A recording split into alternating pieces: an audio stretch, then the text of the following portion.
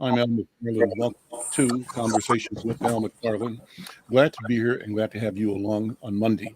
We focus on community, and I see my friends signing up, showing up. I'm glad to have this group of friends, of leaders, of servants of community along with me. My long-term partner, Diana Hawkins and Dee Phillips, are here from Hawthorne Neighborhood Council. Diana, Dee, how are you guys doing? Good morning. Good afternoon. Good to see you again. Good afternoon, Al. Good afternoon, everyone. Thanks for being here.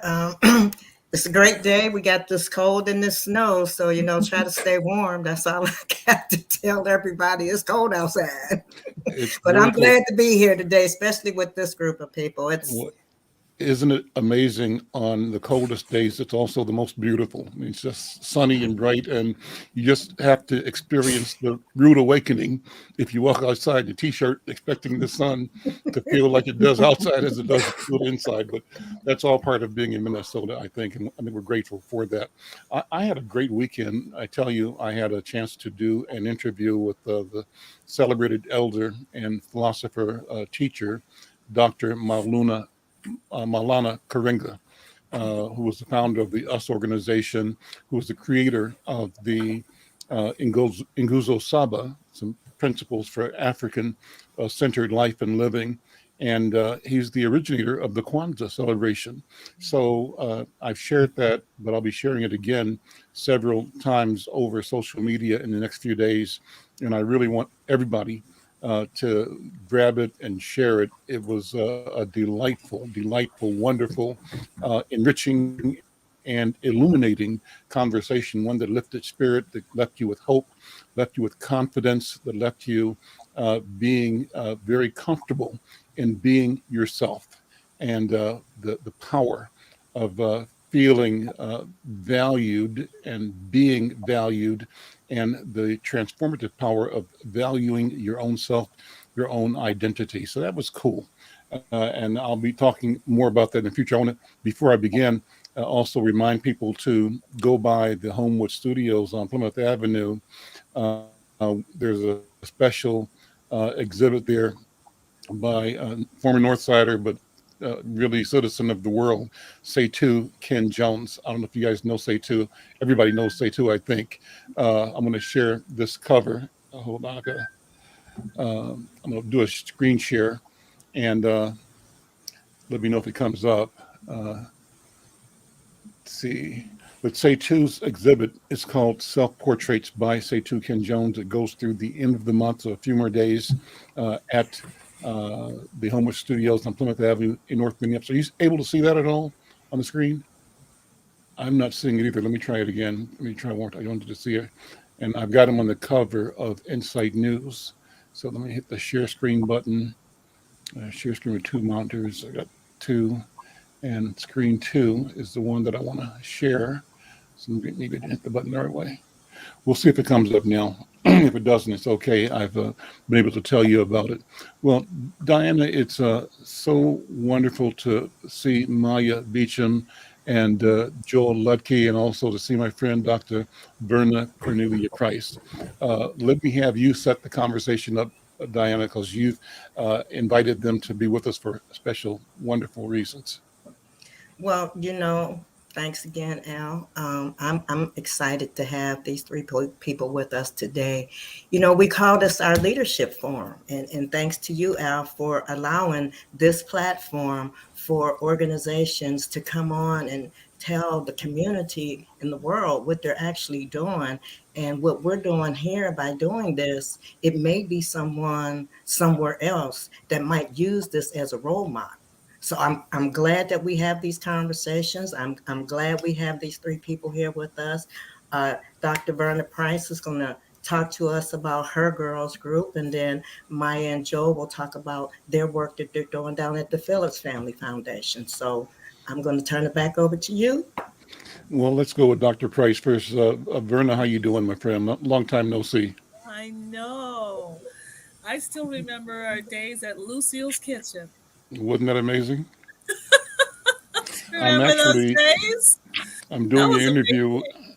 I'm doing an interview next Tuesday with videographers who are doing a documentary on Lucille's Kitchen and on Oh, Lucille Williams, who passed recently.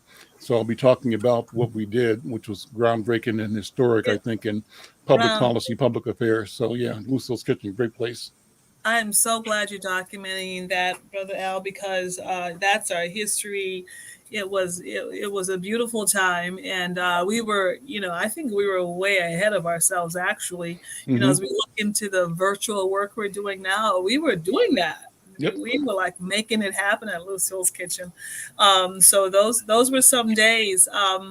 Interestingly enough, I it is 17 years later and I am still working with Girls Taking Action.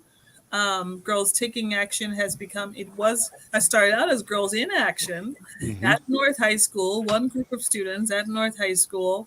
And today, Girls Taking Action is, literally all over the world. And, but we continue to, I was just telling my team this morning that, we have to take care of home first, and a lot of times we take care of other folks, but then we don't take care of the very people in front of us. And home is very important to us. Our offices, we're on the corner of Lindale and Broadway, right next to the big MPHA public housing building. We're down the street from North High School and Henry High School and Ann Watton and Franklin, right down the street. And so we continue to like really focus on our children first, right here in our own community. I am so happy to see Miss Maya Beecham, who's long time in the work with me, and continuing to do the work. And Miss Maya, I don't talk to you very often, but I do watch your career, and I've been watching you, Miss Maya. So just keep going. I love that. So really, my goal today, when I talked to Miss Diana last week, was just to let you know that we are starting what I called well. First of all, we have programs. We now have a boys program as well, Brother Al. It's called Boys of Hope. And so we are training our men in our community how to mentor and reach our boys using our formula. Really, when Girls Taking Action, we have a formula that works. And so it's like, let's apply that formula to our boys as well. And so our boys program now is reaching our boys at North High School, at Henry High School. What I want to say to our community members is that if you have boys who are between the ages of 13 and 18, and you need mentors for those boys, please send them to us. If they go to North High School, if they go to Henry High School, we want those boys to be a part of our program. And what does the program consist of? It consists of weekly mentoring from caring leaders in our community who are teaching our boys how to use their personal power in a positive way, how to become positive leaders in their own lives and in their community, how to stand up for what is right in their community, and how to go from being a boy to really being a man in the community, how to get through school, particularly high school, successfully, and get out of high school and get to college. African American boys in particular going to college is like a unicorn, right? Isn't that what they say? It's like literally there's so few of them. Our goal is that every last one of our boys in our program gets to high school. We work with them to make sure that that happens and they get to college. And then we don't want them to become teenage fathers in the process, and or to get involved in the legal system, in the in the juvenile justice system in any way. We are determined to interrupt the school to the prison pipeline for boys of color, particularly African American boys. And so that is the work that we're now doing. And I just encourage families, you have your boys, send them to the program. Send them to the program and then hold them accountable for staying. Because, sometimes, everyone wants to grow, but not everyone wants to hear the truth. And the truth is that to grow, you need to deal with some hard things. It's difficult, right? The life of a teenager today is complicated and it's complex. And sometimes they don't want you to tell them no. No. Getting on that website is not the right thing to do. No. Hanging with that group is not the right thing to do. And we're not, and we're very clear about what it is that we know that works for our young people to get them successfully through school, get them out of high school, and get them into college, and with as little hurt and harm as possible. So we continue to do that work with our girls. We actually are now doing what's called a community-based girls taking action program for girls on the north side, particularly. Now, for those of you who are not familiar with our programs, this year we'll have about 300 students. 90% of those students are students of color. And of those 90%, a good 75% are African American students. And so we have, we have a lot of our children, particularly African American children in our program, but some of them don't go to our schools. And so I've had moms and parents call me and say, we live in North Minneapolis, but our children don't go to school in North Minneapolis. We send them to other schools, right? But we still want to be a part of your program. So we're actually starting and we did this last summer. We started last summer. We are starting a Girls Taking Action chapter just for girls in North Minneapolis, particularly African American girls, but any girl in North Minneapolis to be a part of this community-based chapter. She doesn't have to be in a particular school. She just has to live in North Minneapolis, and we would love for her to be a part of the program. And so I'm just saying to the mamas and the dads and the grandmas and aunties, over north, look no further. And Miss Diane, I will give you our phone number so that students and parents can call us, and let's get their information and get their students signed up. Okay. And that number is 763-535-5711. 763-535-5711. So, Brother Al, in these 17 years now, we've impacted over 5,000 girls. Wonderful. 5,000 girls, and 98% of our girls actually graduate from high school, and 80% of them are now going to college. This is what I didn't count on, right? I didn't count on that once they were in Girls Taking Action, they'd always be in Girls Taking Action. So like just this morning, I get a little college note from one of my college girls.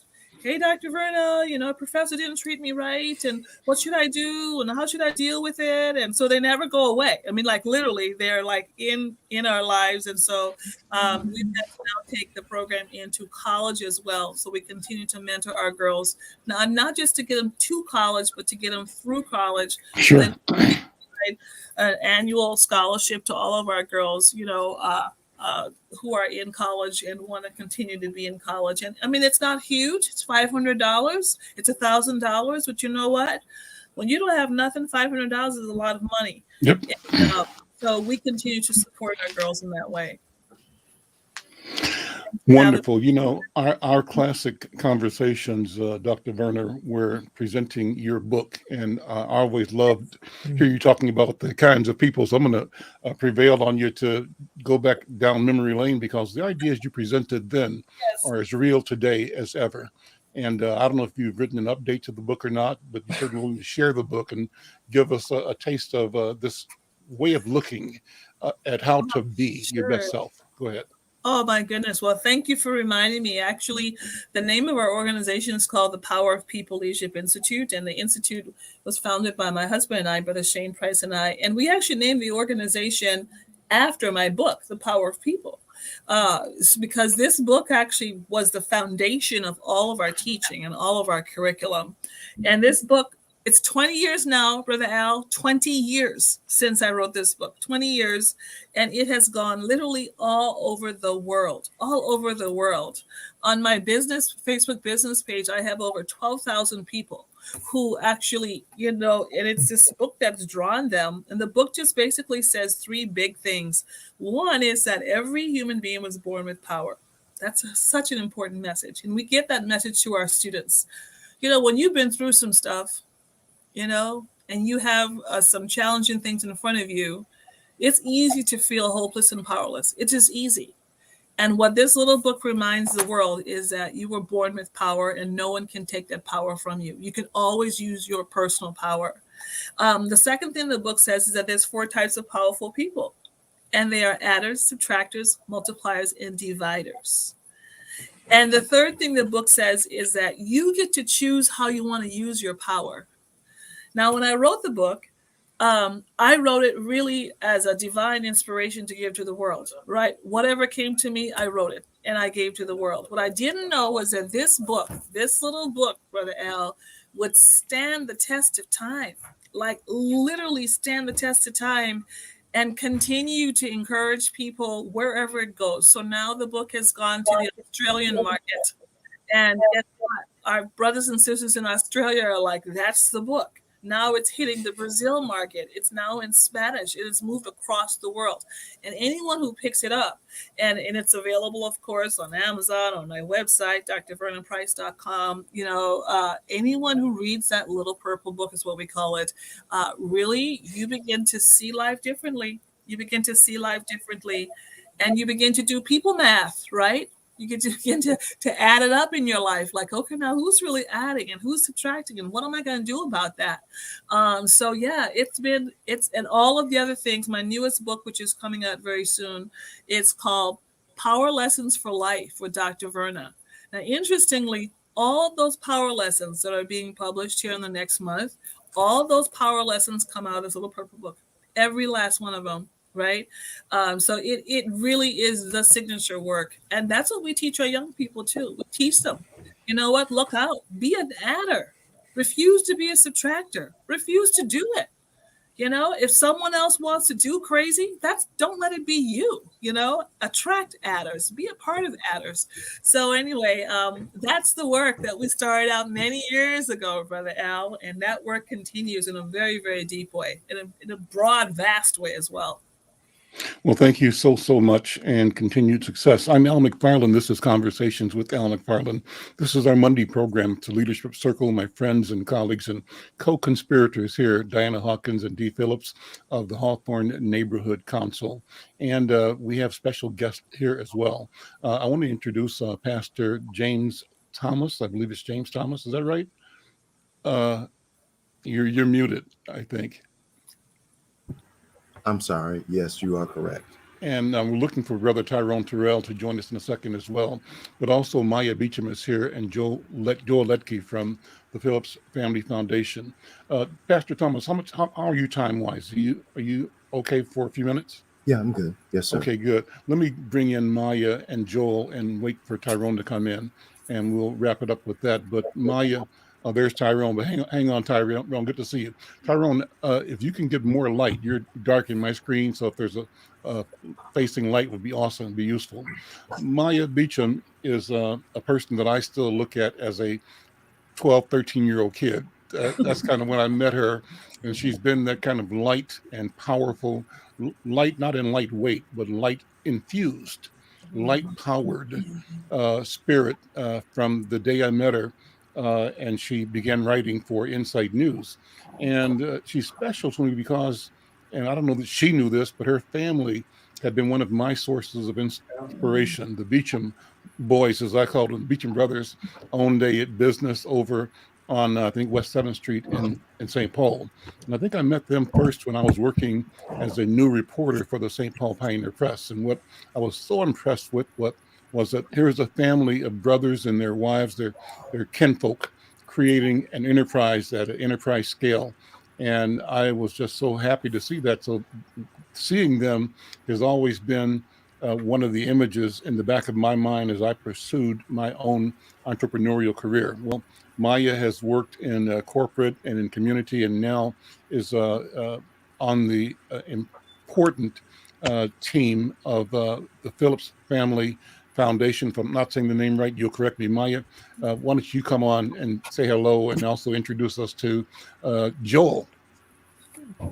Okay. Greetings to everyone and greetings, Mr. McFarlane. I'm always honored to share space with you, and thank you for paving the path for me so many years ago, letting me start off in photojournalism. And even before I knew you, like you said, you're connected to my family, and I so appreciate how you honor my family and share the story of your connection. That means the world to us. So thank you so much. And also want to honor Dr. Verna, because she has also been an adder in my life. So it's so great to share space with you all today. I'm Maya Beecham, as Mr. McFarlane said. I serve as Program Director of Economic Ecosystem at the J. and Rose Phillips Family Foundation of Minnesota. And I'm joined here by my colleague, Joel Lutke, who is Program Director of Education at the foundation. And he has been at the foundation much longer than I have. I just started in December, mid-December, and I can share more about my work. And I would also like to pass it over to Joel, who can share about the history of the foundation. Share your work first. Go ahead, Mike. So what is your role? What are you doing there? Sure. I serve as Program Director of Economic Ecosystem at the foundation. And so in that role, specifically working on advancing North Minneapolis in the support of business ownership of small businesses and entrepreneurs, advancing wealth building opportunities for our community in North Minneapolis. So giving them the resources, the access, and the connection to networks that will help them build wealth for perpetuity. And so it's us going back to North Minneapolis, reconnecting with community and having community kind of lead the way and how we support North Minneapolis. So we can't do it on our own as a foundation. We can only do it in partnership with community. Joel, come on, talk about your role and give us more of the history. I'm happy that the foundation has chosen North Minneapolis to create its presence and office, and that's significant. Talk about how that happened. What was the discussion that led to situating the business of the foundation in North Minneapolis? Thanks, Al. Thanks for having me and Maya. And thank you for giving her a chance to become a journalist as a teenager. I mean, you were part of the early steps that led her to us. And those seeds that you planted are, I hope, bearing fruit now in her role. So 6 years ago, the Phillips Family Foundation made a decision to focus our work on the North Side. And that was coming from two thought processes. One was our board, who are members of the Phillips family. They're big on focus. So they thought we were, as a small foundation, we were doing too many things, and we should center our work on a fewer number of things. And they had this idea to center it on a place. And the other line of thinking that informed this was the family's personal history on the North Side. So Jay Phillips, who started Phillips Distilling, the Phillips Liquor Company, he married Rose Eber, I believe was her last name. And Rose was a North Sider. Her family owned a business at Lindale and Plymouth. It was a feed shop. So it's interesting that in 1915, there was a agricultural feed shop at Lindale and Plymouth. But Rose's family were North Siders. She attended North High School. Her brothers attended North High School. And the families always felt kind of a connection back to the neighborhood. And so we had already been doing a lot of grant making in North Minneapolis to organizations like NAS and PYC and so on. And it just made a lot of sense for us to zero in. And so we did that 6 years ago, but we did it in a kind of a different way for foundations, I think different. We didn't hire consultants to tell us what to do. We didn't read a bunch of white papers. We actually did a design process with literally hundreds of Northsiders to help us figure out how to focus our work. And that design process led us to a focus on specifically Black ownership on the North Side, which is the work that Maya leads, and supporting our public schools, which is the work that I lead. And since we started making grants towards those purposes 6 years ago, we've also used community advisors to help us decide specifically what to invest in. So I work with a team of Northside educators and parents to help us determine our education grants. And Maya is blessed, I would say, with a very high-power team of real estate advisors that help us get our ownership investments straight. How much of an investment is there? What is the financial impact of what the foundation brings to community every year? we're not a big foundation. We pay out around $3.5 million a year, with the significant majority of that going into North Minneapolis. So I manage around $1 million of investments towards education, and similar for Maya.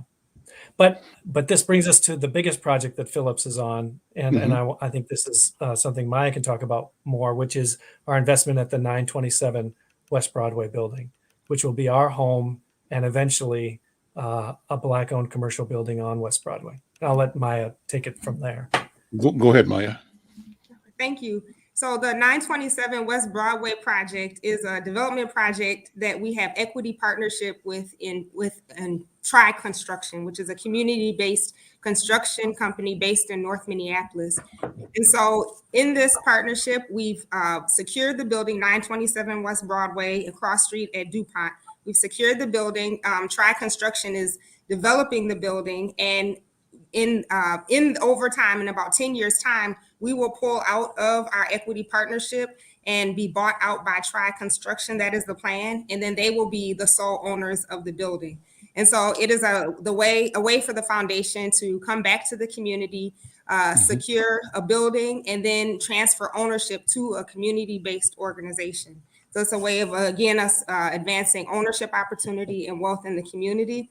We're really excited about this building because we will share space with Tri, but also other tenants will be brought into the building. Other community-based organizations will be brought into the building. It will be a building of retail space and office space.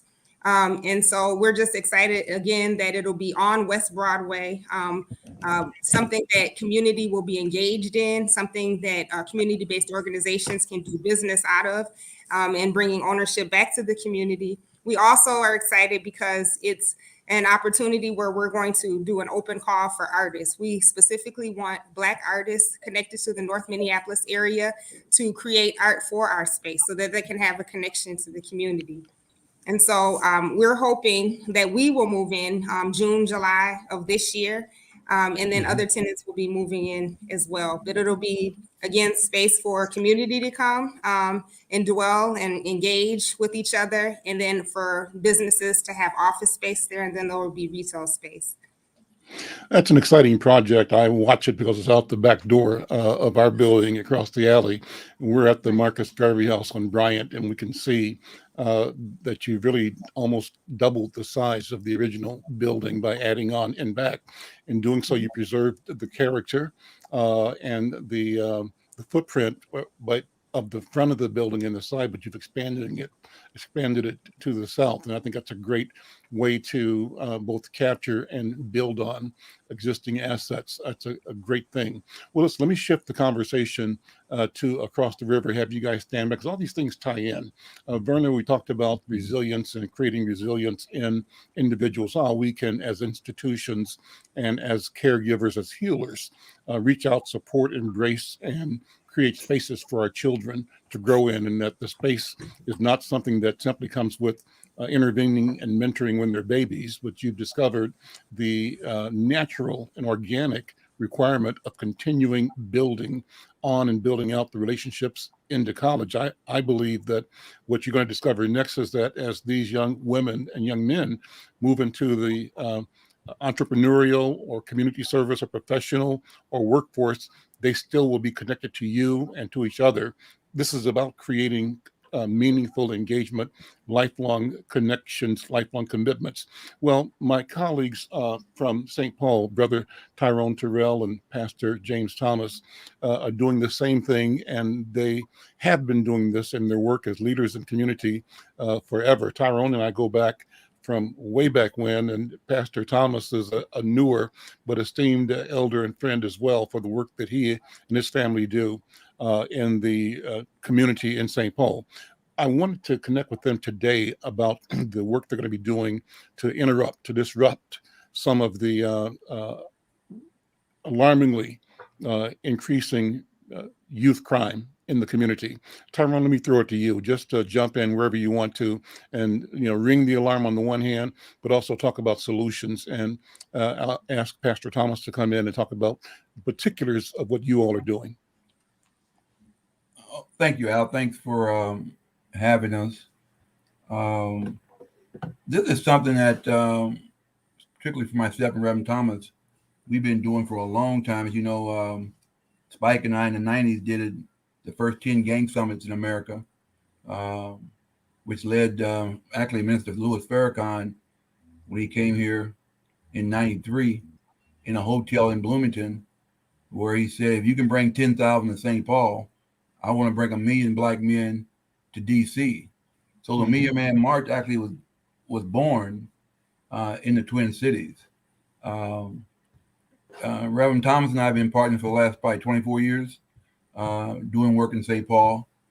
And it was in the last couple of years that, with the increased violence and having several meetings with the U.S. Attorney, Erica McDonald, that she urged us to apply for a grant, which we ended up getting, that allows us to deal with 25 or 30 of the known individuals.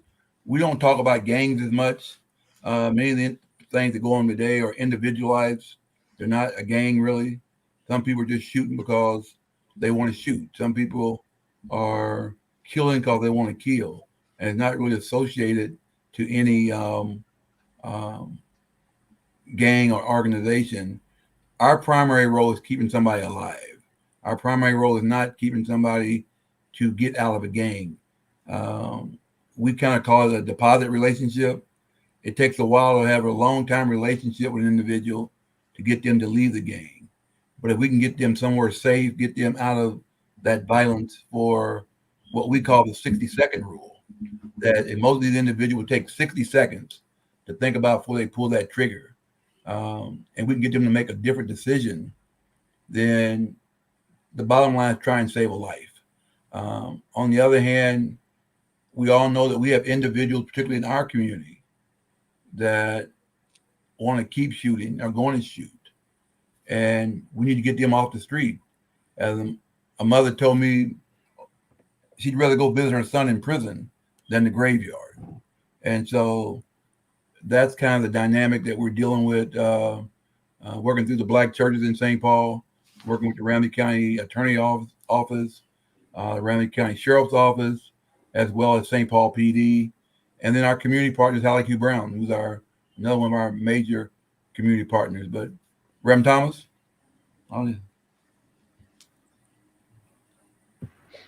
Yes, sir. Good to see you, Mr. McFarlane, and all the other guests and persons who are sharing with us today. We're about trying to disrupt some of the things that are going on in our community. And one of the things we know is that these youngsters didn't come out of the womb doing the things they do. So we've made a decision that we want to help them have a life. We want to help them have healing. We want them to have health. And so when you ask for specifics, our goal is to try and provide as much of what they need as we can.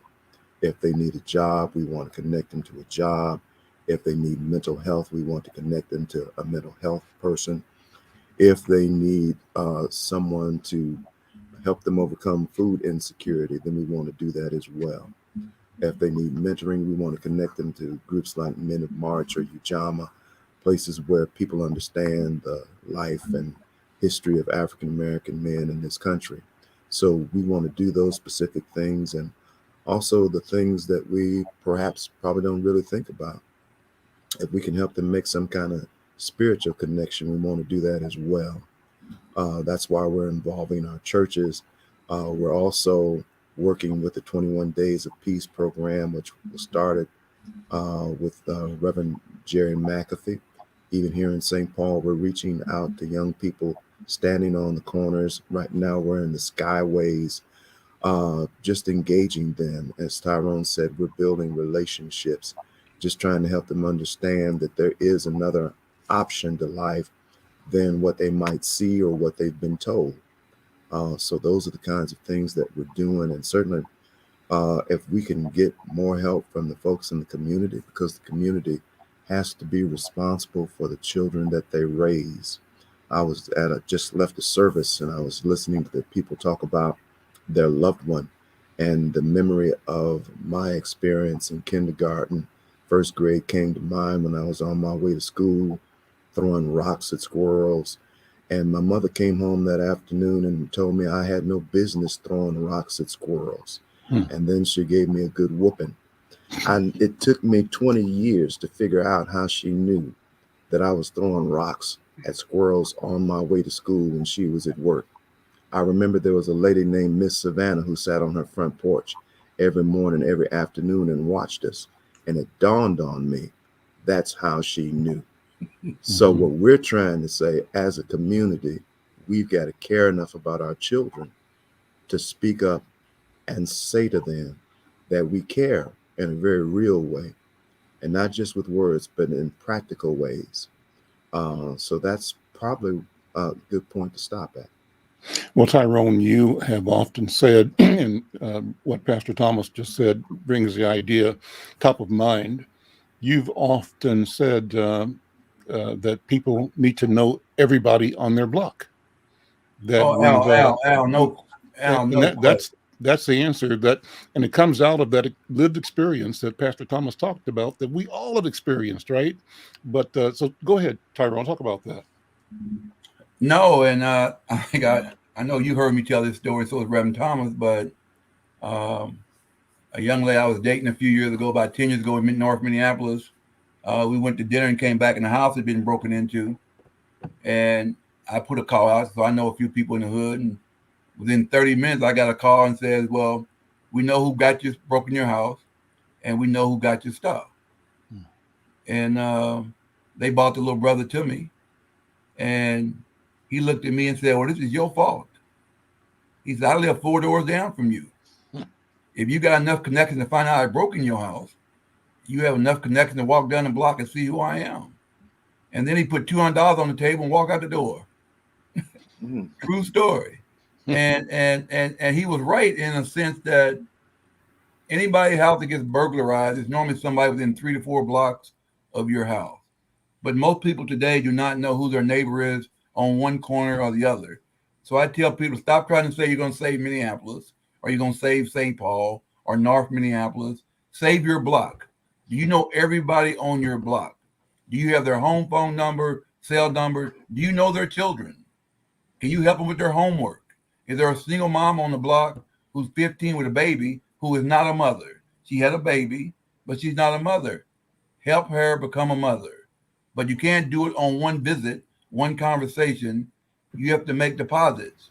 We have a saying in our group, and I'm not really into rap, but Busta Rhymes had a song out that basically said there's 86,400 seconds in a day.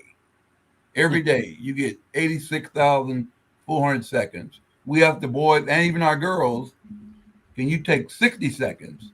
We still leave you with 86,340 seconds to make the right decision. But if you don't know everybody on your block, we tell people twice a year, close your block down, have a cookout, bring everybody together, and get to know your neighbor. What Reverend Thomas is talking about is what we all grew up with. No matter what town you were from, I'm from Kansas City, but my cousins were in the country in Missouri.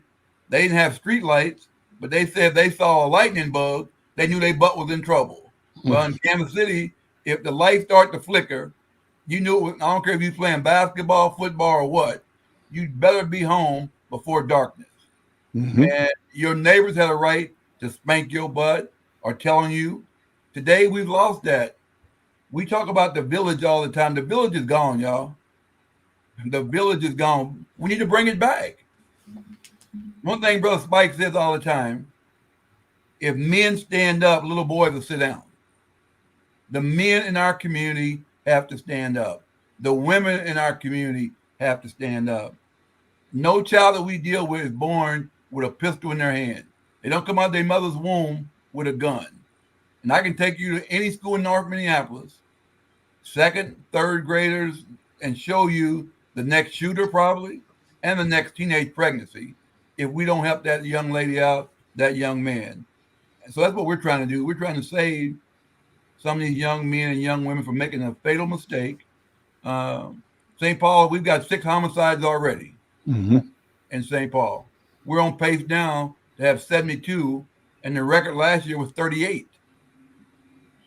And so we all have to take ownership of this.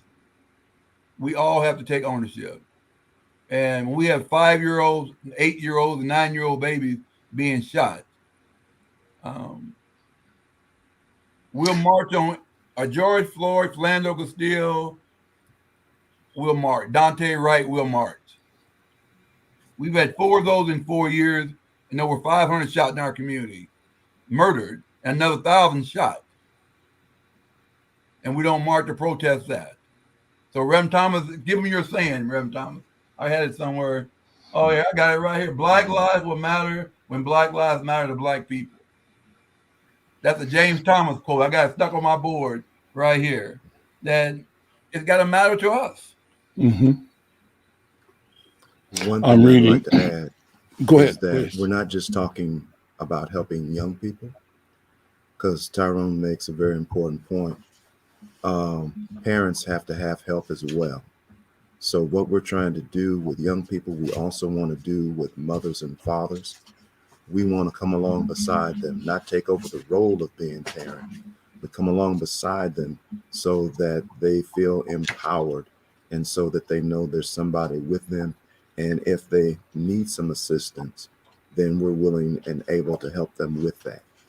So I wanted to make that clear, that it's not just about helping the youngster, it's also helping mothers and fathers and the people who are responsible for that. This is a wonderful conversation. I want to thank all of you for being a part of it and sort of open it up again. I think that we've set the stage for a lot. We've got a resource organization, the Phillips Family Foundation, its commitment to economic development, business creation in North Minneapolis in particular.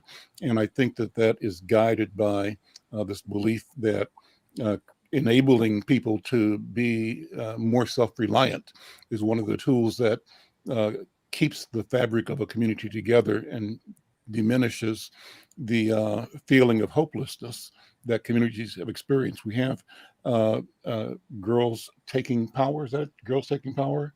And the marvelous work of Dr. Vernon Price, figuring out how do we institutionalize the relationships, set up what I call protocols for engagement, expectations that can be managed and monitored. And then we have the Leadership Council of St. Paul working to connect and to specifically identify individuals that we have tended to want to write off as thugs or as out of control young people or people that we should fear or people who are gang affiliated, and we don't see them as they presented themselves when they were born, as babies with a life and a future and a capacity to deliver justice and healing and practicality in the world. And I hear this panel talking about the ways we all are part of this solution.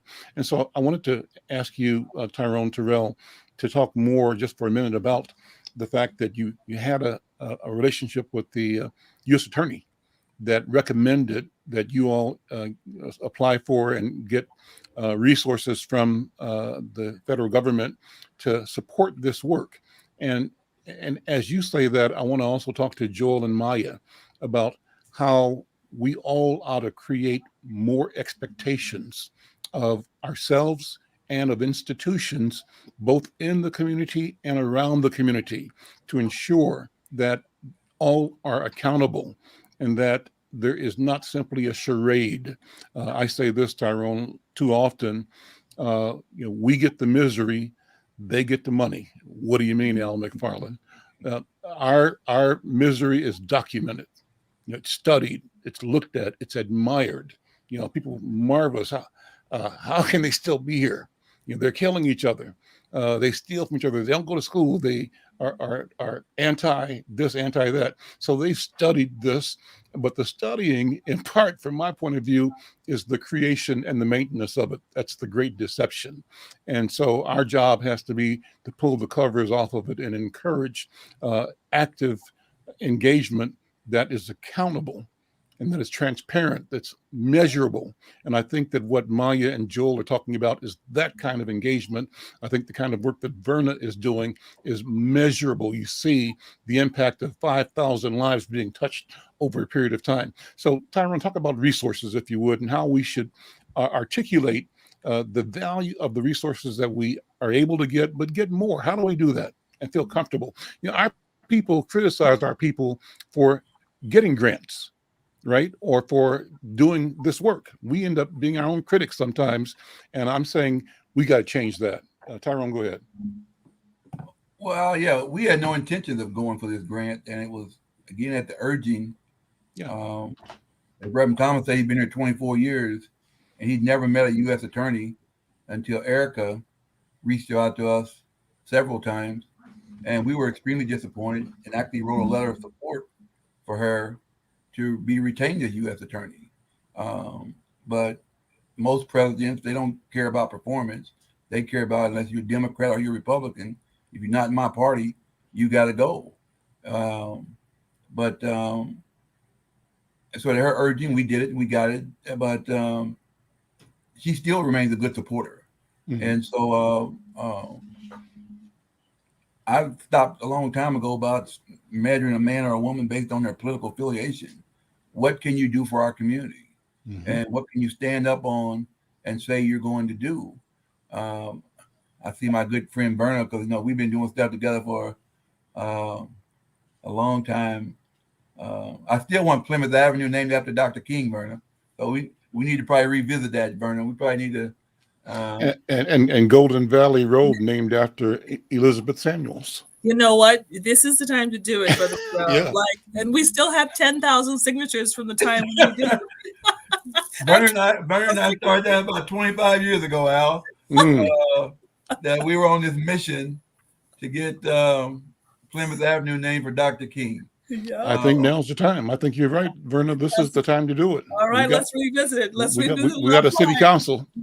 Well, to be honest about it, we just pinned Mayor Fry down at Clyde Bellacourt's homegoing because we've been trying for the last 6 months to get Franklin Avenue from Park Avenue to Cedar after Clyde Bellacourt. Great. And the mayor has now agreed to do it. Awesome. Awesome, yes, but it took Clyde to die. We wanted Clyde to see it. We wanted Clyde to be able to see him, But Peggy, hopefully, if he gets it done in the next couple of months, his wife Peggy and the children and the indigenous community will be able to see it every day. Mm-hmm. Because in many ways, he was their Martin Luther King, and I call him my Martin Luther King in terms of the indigenous community because of his commitment to working not only for indigenous people, but for our people. Yep. And so, me, him, and Spike have been connected at the hip for 40 years. And one of Clyde's favorite thing was strawberry milkshakes. So now, once a month, I'm going to go to the Dairy Queen over on 38th Street and sit in his spot. And I'm going to have a strawberry milkshake in my honor of my brother and my friend. But we need to get that done. We need to, our kids need to at least understand what these street names are. Mm-hmm. If you go up behind the old way, they've named streets after Cedar Chavez, but it's about half a block long. They've got hidden streets in North Minneapolis of important community leaders that some ain't got a quarter of a block. Mm-hmm. And so it's important. People say, well, why? You may have a little more respect about putting trash on a King Boulevard or somebody like Liz Samuels, who most people don't know, who actually was me and Spike's boss. People always think we were doing everything, but all decisions were made by Bernadette Anderson, and Liz Samuels and others. And they just called us their boys. But no, Liz definitely, for all the work she's done for North Minneapolis, as you know, Al, deserves that honor as well. But it is about getting resources for our community. We have people that struggle. When the white average income is $67,000 a year and black is $27,000, that's a $40,000 a year gap. But it's not just money. If you don't have any cultural upbringing, any spirituality, religion, culture, all that, you still gonna have a problem child. but you add poverty to it, then, as Vernon knows, I was at Harvard for 6 years as COO. And at the end of the day, we would have boxes for kids to take food home. So they would have lunch and dinner. And some kids would take it home for their sister, brother, and their parents. They'd take 4 and 5 bags home so they'd have something to eat. So we don't understand, as Reverend Thomas said, the trauma, the mental anguish, the pain and suffering that go on. And we often look at homicides through our eyes. Some of these young people think they're dead already. So killing somebody else to them means absolutely nothing. But don't look at it through your lens. I had a 14-year-old boy in LA tell me he had a 1-year-old son and he only wanted to live till he could go to kindergarten. 18. He wanted to make it to 18. That was his life expectancy. Was 18, 4 years. But he had a son already. Before you go on, Tyrone, I know Pastor Thomas has to leave and Vernon has a question. Let me ask Pastor Thomas for a closing comment. I so appreciate you being here, Pastor Thomas, Reverend Thomas, and appreciate your voice and your spirit. But before you leave, observation, thought, comment. I would add this about Erica McDonald, and also to the brothers and sisters who think that programs that we're doing are aimed at every person of color. I'd like to say that's not so. The only concern we have are people who are committing crimes, and those deadly crimes. Those are the only people that concern us. If you've made up your mind that you don't want to change your life, that you've decided that this is the career path or the vocation you wish to pursue, then we don't want you terrorizing our community. We want our children to grow up safe. We want people to be able to walk down the streets. We want them to be able to live and be healthy. But if anyone decides that they don't want that to happen, then we do want you to go to jail. And so I'm appreciative to the efforts of people who work to create situations where life and health are valued and where opportunities are promoted. I think that's important, critical, and key, that opportunities are promoted and that our concerns about sending people to jail are really secondary. And we only want the people who want to do violence to go to jail. So that would be my comment, and thank you for everything that you do. Thank you for that. I'm hearing a line being drawn in the sand, and rightfully so. Vernon, thank you, sir. Vernon, go ahead. Your question, your comment. Yeah, I had 2 questions. The first question really is about the flow of guns into our community, and working with our federal people is what kind of work is being done on that end, because young people don't just get guns, they get guns from somewhere. So those guns are being put into our community and they're coming from east, south, north. I mean, it's just flooding into our community. And so the question is, where are they coming from? Where's the funnel? And how do we stop the funnel of guns getting into our community? So that's a big question. And then the other is just offering as a resource, Brother Tyrone, is that, our boys, we now have a Boys of Hope program. And so our Boys of Hope really focuses on those boys who are already in school. And so we have many opportunities for our men from the community to come and tell that story to that 6th, 7th, 8th grader who maybe hasn't crossed that line yet, but who may be being pulled toward that line, and or that 9th, 10th, 11th, 12th grader who's maybe living 2 lives. They're trying to go to school, but then they have a community life that is more related to what you're talking about, and how we can get them in a controlled environment, school, to get them the word encouragement, and then also strategies for how to navigate themselves so that they are not caught in a 60-second situation. So we have 100 boys right now in our program, 6 different sites. We're in St. Paul, we're in Robbinsdale, we're in Hopkins, and we're in North Minneapolis, both at North and Henry. So, I welcome just a partnership and collaboration on bringing your men to our boys to tell that story. First, yes, just anything you want from me is done. So guaranteed. What St. Paul schools are you in? We're in Ramsey.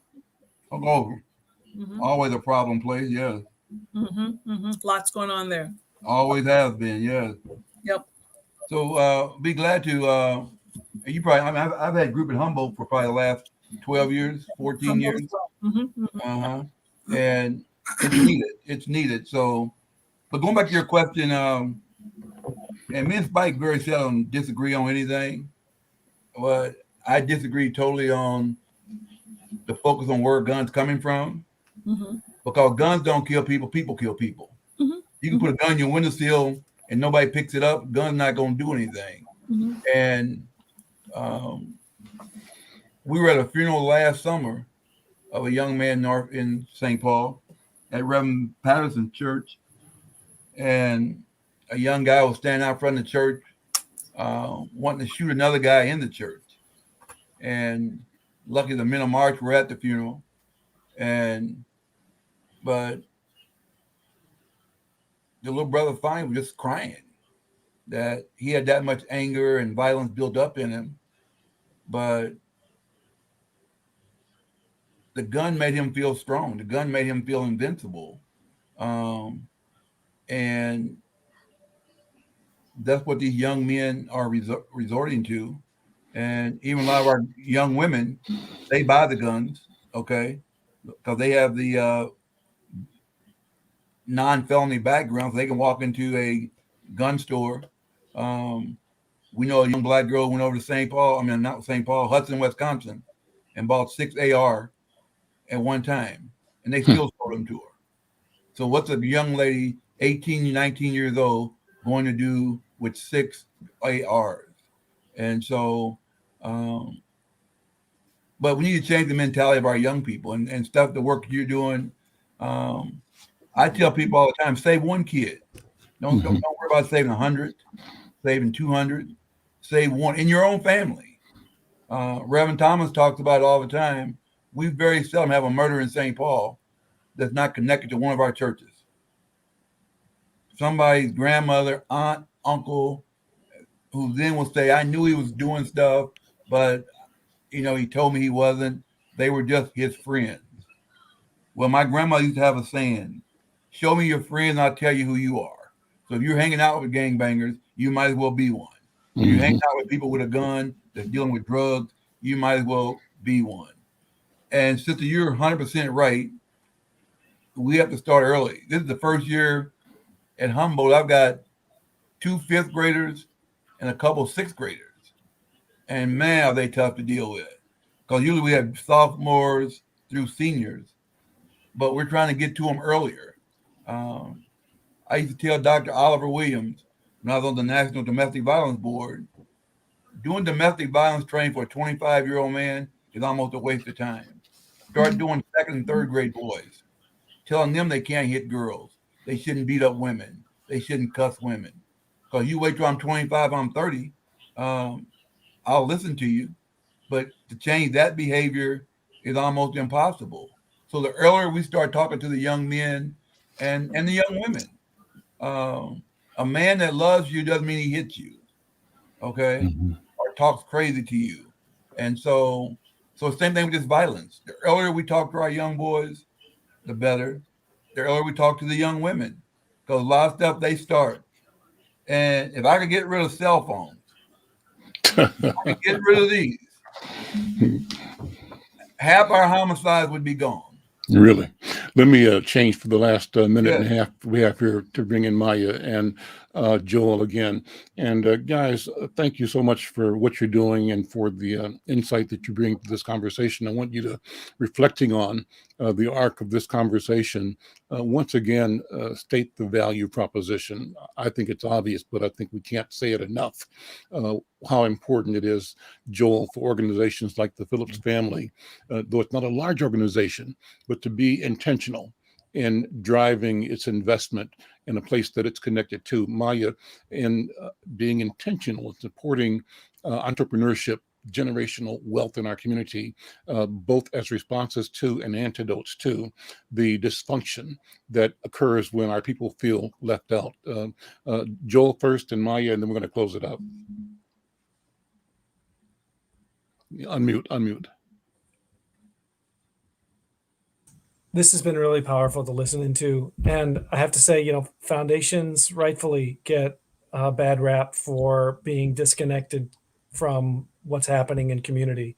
And I think we do need to learn from folks like Tyrone and Dr. Price and folks who are, you know, in schools and working with youth every day. And I guess all I can say about that is my ears are open, and we are creating a space where we can host you. One of the things we're going to have at the Phillips Tri building at 927 is a wonderful meeting space that's going to be open to community. Dr. Price, if you want to host your book launch party at that space, we would love to have you. It's going to be a beautiful conference room connected to a rooftop deck. So very nice. But I think we need to stay responsive and look for those unexpected actors like Mr. Terrell, who are really, I think, on the cutting edge of addressing what's on everybody's mind these days. And we need to find ways to get resources to you. I mean, I think to your point, Al, about funding the same old nonprofits year after year and nothing changes. Part of the answer is foundations need to start looking at unusual actors who are actually on the front lines and get past our hangups about, you know. Let me push back. Nonprofits. Let me push back on that, Joel. I think too often a statement like that allows people to say that we shouldn't be doing what we've done with the Urban League or with Hallie Q or with Jerry Gamble's Boys Club or Hospitality House. And that's not what I'm saying. I'm thinking that it's not a question of either or. It's a question of growing the capacity and building on the good work of those institutions that are of the community that have been here, but also adding to it because the world is changing, it's growing, there are more people, more needs, and we are misdirected when we say we're not going to fund Phyllis Wheatley Community Center because we're going to fund Jerry Gamble's Boys Club. No, we need to figure out how to bring the required resources to everybody there to grow it. That's what my point is, but I think you're in the right direction. Maya, final comments from you. Sure. I think it's so important for us to be in position to own our own narrative, change the narrative. And so I think I'm excited about the work at the foundation because we're able to work on projects in partnership with communities. So, for example, having a real estate advisory committee where they decided, folks from the community decided we want to direct the funds to having a revolving loan fund for BIPOC developers. So folks in the community can own their own businesses. And then that in turn can trickle down the community and create job opportunities for youth, for other adults. And then our face is on the buildings and the organizations and we own the community. And so that's one project I'm excited about. So it's about us uplifting organizations that are working with community, small businesses, entrepreneurs to give them that access because sometimes they don't have the access to financial resources or to property for that matter. And so working in that way with Neon and LISC. And another one is through community land trust, specifically commercial land trust. We just have been supporting Dominique Jones, who's leading the work of Partnership and Property Commercial Land Trust. It's the first in the nation, and it's her work in securing property in 99-year lease terms. So folks who haven't had opportunity to property, this is an avenue to getting property and owning businesses in community. So those are just a couple things, but I think the core of it is engaging with community, taking a step back as a foundation and saying, how do we use our resources and let the community direct how we funnel the resources and then listen to them on how it's best used and what are the needs of the community. And it's going to be a continual learning process and in doing it in a non-traditional way, which is good because it's going to put the ownership of the narrative back to the community. Maya, I'm so impressed as always. Thank you so much for being here. Thank you for bringing your light in your power through the process. Joel, you've got a great teammate there. Kudos to you and the Phillips Family Foundation. Hearing that North Side connection, that North Side history is important. I know Congressman Phillips comes into the neighborhood from time to time, and kudos to him for being connected and engaged and reflecting that in the legislation he wants to bring to the country. Dr. Verna Cornelia Price, as always, keep the voice, keep the spirit, keep the power. And Brother Tyrone, thank you, brother, for being on point as always. Dee and Diana, my partners, thank you so much. I'm Al McFarlane. We'll see you next time.